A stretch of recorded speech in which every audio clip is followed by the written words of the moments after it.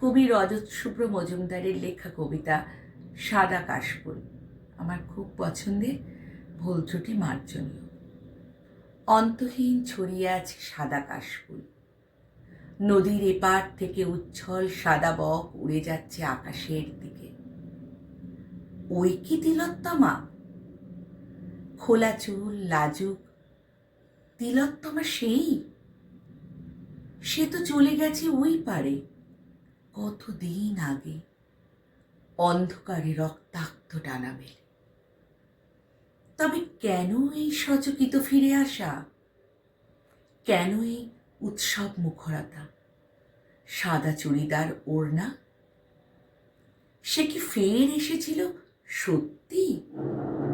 এসেছিল ধ্বংসের কিনারে ঝুঁকে থাকা মা বাপিকে শেষবার দেখে যেতে।